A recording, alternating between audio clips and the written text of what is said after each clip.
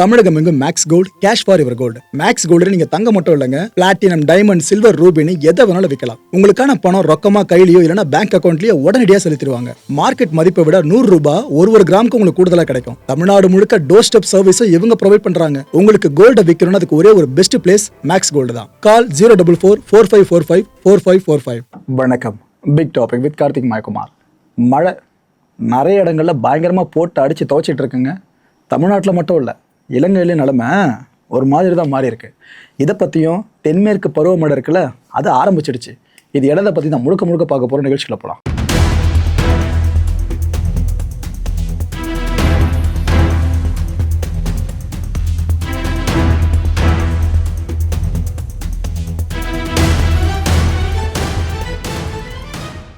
தென்கிழக்கு அரபிக்கடல் இருக்குல்ல, இங்கே தென்மேற்கு வங்கக்கடல் அண்ட் தென்கிழக்கு வங்கக்கடல், அங்கே அண்ட் அந்தமான் தீவு பகுதிகள் இருக்குல்ல, இப்படி இந்த பகுதிகளில் சேர்த்து வச்சு தென்மேற்கு பருவமழை எண்ணிலேருந்து ஆரம்பிச்சிருக்கு.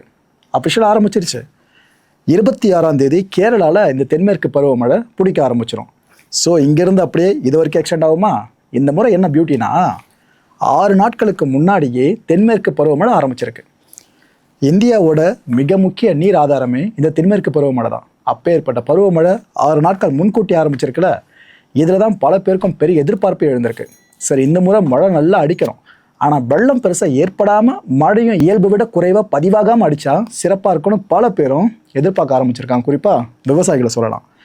சென்னை வானிலை ஆய்வு மையம் இப்போ என்ன சொல்கிறாங்கன்னா, தென்மேற்கு வங்கக்கடல் பகுதியில் ஆழ்ந்த காற்றழுத்த தாழ்வு பகுதி நிலவுதில், இதன் காரணமாக ராமநாதபுரம், நாகை, மயிலாடுதுறையில் இன்னைக்கு கனமழை எச்சரிக்கை விடுக்கப்படுறதா சென்னை வானிலை ஆய்வு மையம் சொல்லியிருக்காங்க. சென்னையில் இன்னைக்கு நாளைக்கு மிதமான மழை எதிர்பார்க்க வாய்ப்பு இருக்கிறதாவும் அவங்க சொல்கிறாங்க. அண்ட் நாளைக்கு கனமழை எங்கெங்கெல்லாம் வெளுத்து வாங்கன்னு சொல்கிறாங்கன்னா, தேனி, திண்டுக்கல், மதுரை, கோயம்புத்தூர் அண்ட் நீலகிரி. இதில் கோயம்புத்தூரில் மழை ஒரு வழியாக்கியிருக்கு. அதை பற்றியும் போக சொல்கிறேன். இந்திய வானிலை ஆய்வு மையம் அவங்க என்ன திரும்ப இப்போ சொல்லியிருக்காங்க, தமிழ்நாட்டுக்கு இன்னைக்கும் சரி நாளைக்கும் சரி எல்லோ அலர்ட்டை இஷ்யூ பண்ணியிருக்காங்க, மஞ்சள் எச்சரிக்கை. ஸோ இந்த 2 நாட்களில் பார்த்தீங்கன்னா 7 சென்டிமீட்டர் ஆரம்பித்து 11 சென்டிமீட்டர்ஸ் வரைக்கும் கனமழை பதிவாக வாய்ப்பு இருக்கிறதா இந்திய வானிலை ஆய்வு மையம் சொல்லியிருக்காங்க. ஸோ சென்னை வானிலை ஆய்வு மையம் சொல்கிறதும் சரி, இந்திய வானிலை ஆய்வு மையம் சொல்கிறதும் சரி, அடுத்த 2 நாட்களுக்கு சரியான மழையை நாம் ஃபேஸ் பண்ணுவோன்றாங்க. கோயம்புத்தூரில் மழை மட்டும் இல்லை, கனமழை அது கூட சேர்ந்து காற்று அடிச்சது பாருங்க, சம வேகம். லிட்டரலாக இந்த கர்நாடகாவில் நம்ம சமீபத்தில் பார்த்துருந்தோம்ல, காற்றோட வேகம் எவ்வளோ வீரியமாக இருந்துச்சுன்னு, அது மாதிரி இந்த பக்கமும் சரியான காற்று வேகம். எந்த அளவுக்கு நம்ம போயிருக்கு, மரங்கள் அடுத்தடுத்து முறிஞ்சு விழுந்து, அது ஒரு பர்டிகுலர் இடத்துல 10க்கும் மேற்பட்ட மரங்கள் முறிஞ்சு விழுந்து சாலையில் விழுந்திருக்க அதுங்களை அப்புறப்படுத்துகிற வேலையிலையும் ஊழியர்கள் பெருசாக ஈடுபட்டிருந்தாங்க. இது ஒரு பக்கம் சினரியோ மாதிரி இருக்குது. ஸோ கோயம்புத்தூரில் போன முறையே சரியான மழையை பார்த்தோம் இனிமேல் டைமில், இப்போ அங்கேயும் வெளுத்து வாங்குது.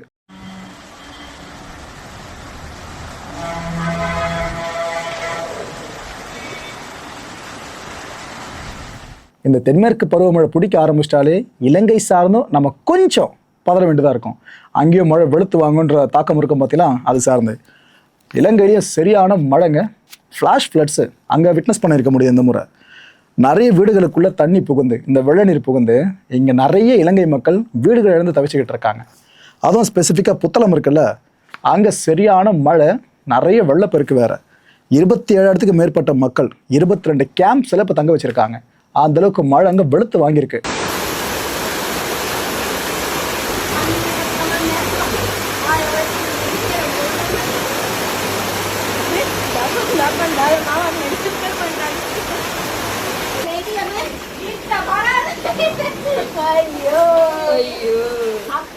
வெதர் இந்த அளவுக்கு இன்டென்ஸாக மாறி இருக்கா, இங்கே மட்டும் இல்லை இலங்கையும் சேர்த்து தான் சொல்கிறேன். இதுக்கு நடுவில் ரயில் தடம் புரண்ட விஷயமும் இப்போ நடந்திருக்கு. இலங்கையில் பார்த்தீங்கன்னா பொல்ககாவிலிருந்து கிளம்பி கொழம்பு நோக்கி ஒரு ரயில் பயணப்பட்டு இருந்திருக்கு.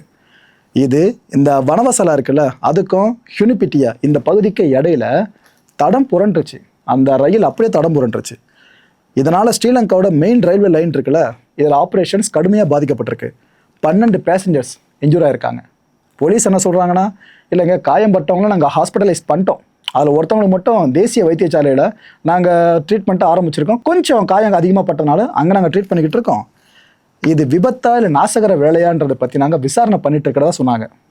போலீஸார் இந்த விஷயத்த சொன்ன அடுத்த சில நிமிஷங்கள்லேயே ஒரு நபரை அரெஸ்ட் பண்ணிட்டாங்க.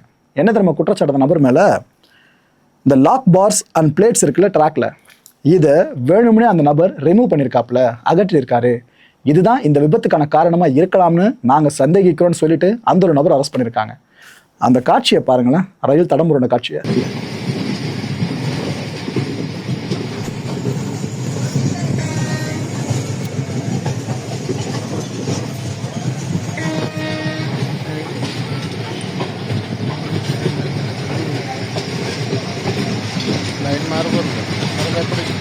பொதுவாக பருவமழை எப்பப்பெல்லாம் இன்டென்ஸ் ஆகுதோ அப்பப்பெல்லாம் நிறைய விபத்துகள் சார்ந்து நம்ம விட்னஸ் பண்ணிட்டு இருப்போம். அது இப்போ இலங்கையில் விதிவிலை கிடையாது. ஆனால் ஒரு நபர் பார்த்து விட்ட வேலை தான் இப்போதைக்கு தகவல் வெளியாகிட்டு இருக்கு. ஓகே, தென்மேற்கு பருவமழை இப்போ ஆரம்பிச்சிருக்குல்ல, இதை பற்றி நீங்கள் நிறைய விஷயங்கள் முக்கியமாக தெரிஞ்சுட்டே ஆகணும். இந்த தென்மேற்கு பருவமழை எப்படி, எங்கே, ஏன், எப்போ பெய்யும், இந்த பருவமழை திடீர்னு முன்கூட்டியே பெய்ய ஆரம்பிக்குதுல, இது சார்ந்த எல்லா விஷயங்களையும் நீங்கள் தெரிஞ்சுக்கணும்னா இந்த தொகுப்பை தெளிவாக பாருங்கள். ஏன்னா இதுக்கப்புறம் செய்தி ஊடகங்களில் ஃபுல்லாக தென்மேற்கு பருவமழை தாக்கத்தை தான் நீங்கள் பார்க்க போகிறீங்களே. பொதுவாக ஜூன் மாதம் அப்படியே நீங்கள் எடுத்துக்கலாம், இல்லைன்னா மே மாதத்தோட இறுதி பகுதிங்க. அப்போ ஆரம்பித்து செப்டம்பர் மாதத்தோட மிட் வரைக்கும் அடித்து புழகையது இந்த தென்மேற்கு பருவமழை.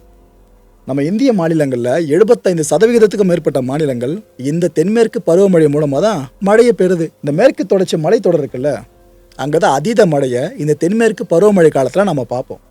இதுக்கு பிறகு இந்த வடகிழக்கு பருவமழை இருக்குல்ல, அந்த மான்சூன் ஆரம்பிச்சிருங்க. அது எப்போ ஆரம்பிக்கும்? செப்டம்பர் இறுதியில், அப்படி இல்லைன்னா அக்டோபர் ஆரம்பத்திலேயே அடிக்க ஆரம்பிச்சிடும். அந்த வடகிழக்கு பருவமழையோட ட்ரெய்லர் வெர்ஷன் தான் இந்த தென்மேற்கு பருவமழை. சரி, ரைட்டு ப்ரோ, அது என்ன பருவமழை, அது பிரித்து வச்சிருக்கோம். தென்மேற்கு பருவமழை என்ன, எப்படி உருவாகும் அப்படின்னு கேட்டிங்கன்னா, கோடை காலத்தில் என்ன ஆகும்? வெயில் வாட்டி வதைக்குமா, வெப்பம் அதீத லெவலில் இருக்குமா. அதுவும் குறிப்பாக நம்ம வட மாநிலங்கள் இருக்குல்ல, அங்கே வெப்பம் உச்சகட்டத்தில் இருக்கும். இதனால் வெப்பம் என்ன ஆகும்? மேலெடும்போம். அந்த டைமில் குறைந்த காற்றழுத்தம் ஒரு பகுதியாக உருவாகுங்க. இதை நம்ம வெற்றிட பகுதி அப்படின்னு கூட டேர்ம் பண்ண முடியும்.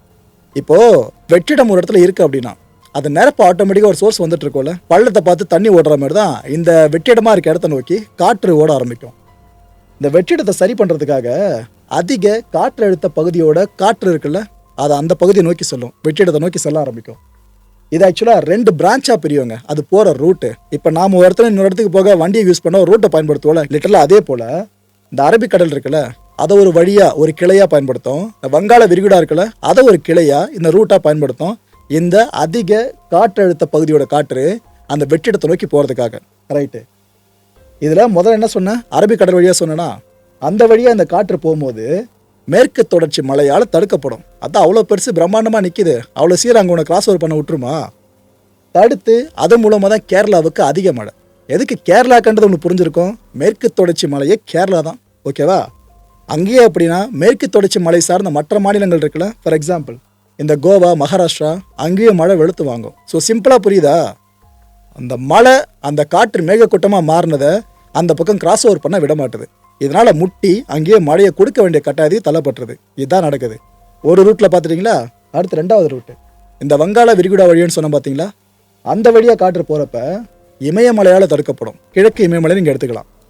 இதனால் என்ன ஆகும்? முன்னாடியே அதே எஃபெக்ட் தாங்க, அங்கேயே மழை பெஞ்சாகணும்னு ஒரு நிர்பந்தம். மேகாலயா, சிக்கிம் இதெல்லாம் அதிகப்படியாக மழையை பெறுதில்ல இந்த தென்மேற்கு பருவமழை காலத்தில். அது இப்படி தான் நடக்குது. அப்படியே மத்திய இந்தியா வரைக்கும் இந்த மழை பரவலாக பெய்யுறதையும் பார்க்க முடியும். இந்த தென்மேற்கு பருவமழை என்னன்னு புரிஞ்சிருச்சா? எங்கெங்கே எப்படி பெய்யும்னு தெரிஞ்சிருச்சா? ரைட்டு, இது நாடு முழுக்க இந்த பருவமழை சீசனில் மட்டும் சராசரி மழை எவ்வளோ தூரம் பதிவாகுன்னு கேட்டிங்கன்னா 88 சென்டிமீட்டருங்க. ஒட்டுமொத்த இந்தியா முழுக்கும் சேர்த்து சொல்கிறேன். இதில் தமிழகத்தில் எடுத்துக்கிட்டிங்கன்னா 32 சென்டிமீட்டர்ஸ் தான். என்ன ப்ரோ, கம்மியாக இருக்க மாதிரி இருக்கு? நம்மளுக்கும் மேற்கு தொடர்ச்சி மழைலாம் இருக்குது அப்படின்னு கேட்டிங்கன்னா ஃபுல்லாக இல்லைல்ல, அதை புரிஞ்சுக்கணும். ஓகே, இது காரணம் என்னென்னா, மேற்கு தொடர்ச்சி மலையை மோதுகிற மேகங்கள் இருக்குல்ல, அது அங்கேயே மழையாயிடுது. அதை தாண்டி தமிழகத்துக்கு வந்தால் இங்கே நம்ம பெரிய மழையை பார்ப்போம். வித்தியாசம் புரியுதா? ஸோ அதுக்காக தான் நம்மளோட ஆவரேஜ் இந்த அளவுக்கு கம்மியாக இருக்குது. ஆனால் ஒரு விஷயத்தை நினச்சி நாமெல்லாம் சந்தோஷப்படணும். என்னென்னா, கேரளா, கர்நாடகா அதிக மழைப்பொழிவை பெறல, நாம் இங்கே அதோட கம்பேர் பண்ணுறப்ப குறைவான மழைப்பொழிவை பெற்றாலும் இந்த தென்மேற்கு பருவமழை காலத்தில் நம்ம அணைகள் நிரம்பும். ஏன்னா அவங்களுக்கு அங்கே அதிகமாக மழை பெஞ்சால் நம்ம அணைகள் ஆட்டோமேட்டிக்காக நிரம்பலும். அந்த விஷயம் நடக்கும். இங்கே நாம் பெருசாக மழையை பார்த்து ஃப்ளட்டில் சிக்கி அணை நிரம்புறதை விட இந்த விஷயம் ஒரு நல்லதாக கூடுதலாக நடக்கும். மக்களை இந்த கான்டென்ட்டை பொறுத்த வரைக்கும் நாமெல்லாம் சிந்திக்க வேண்டியது ஒரே ஒரு விஷயம் தான். இப்போல்லாம் அக்னி வெயில் சீக்கிரமே முடிஞ்சிடற மாதிரி தான் நம்மளுக்கே தெரியுது. ரொம்ப வாட்டி வதைக்கிற மாதிரி நம்ம விட்னஸ் பண்ண முடியல. அடிக்கிற ஒரு நாளாக இருந்தாலும் நம்ம ஒரு மாதிரி தலையை போலந்துச்சு. ஆனால் சட்டுன்னு முஞ்ச மாதிரி வச்சு பார்த்தீங்களா? இன்னொரு பக்கம் பருவமழை பொழியுதில் அது இயல்பை விட குறைவாக பதிவாகிறதா தான் நம்ம சமீப காலமாக பார்த்துக்கிட்டு இருக்கோம். எந்த அளவுக்கு வெதர் ரொம்ப இன்டென்ஸாக மாறி இருக்கல, சேஞ்ச் ஒரு பெருசாக நம்ம கண்ணு முன்னாடி நடந்துட்டு இருக்குல்ல.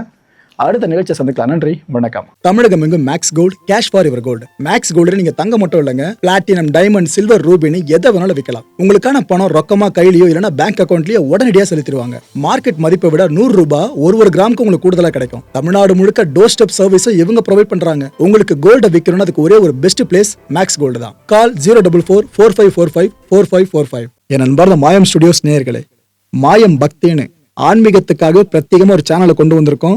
மறக்காம சப்ஸ்கிரைப் பண்ணி அந்த சேனலுக்கு உங்களோட ஆதரவை மனப்பூர்வமா தெரிவிங்க. வணக்கம் மாயம் ஸ்டுடியோஸ் நண்பர்களே. மாயம் ட்ரெண்ட்ஸ் அப்படின்ற ஒரு புதிய ஃபேஸ்புக் பேஜை ஓப்பன் பண்ணியிருக்கோம். நீங்கள் யூடியூப்ல பார்த்துட்டு இருக்கீங்களா நம்மளோட கான்டென்ட்ஸ்லாம். இதெல்லாம் விட ஒரு படி மேலே ரொம்ப கிறிஸ்பாகவும் ரொம்ப சூப்பராகவும் நிறைய கான்டென்ட்ஸ் உங்களுக்கு இந்த பேஜில் காத்துட்டு இருக்குங்க. ஸோ உடனடியாக ஃபேஸ்புக் பிளாட்ஃபார்ம் போங்க, மாயம் ட்ரெண்ட்ஸ்னு டைப் பண்ணி சர்ச் பண்ணி நம்ம பேஜை ஃபாலோ பண்ணுங்க. அப்படியே நம்ம சேனலையும் நீங்கள் சப்ஸ்கிரைப் பண்ணிட்டீங்க அப்படின்னா இன்னும் நிறைய புது புது கான்டென்ட்ஸை உங்களுக்காக ப்ரொடியூஸ் பண்ணி கொடுத்துக்கிட்டே இருப்பாங்க. நீங்கள் பண்ணுற ஒவ்வொரு சப்ஸ்கிரிப்ஷனும் எங்களுக்கு பெரிய மோட்டிவேஷனாக அமையும்.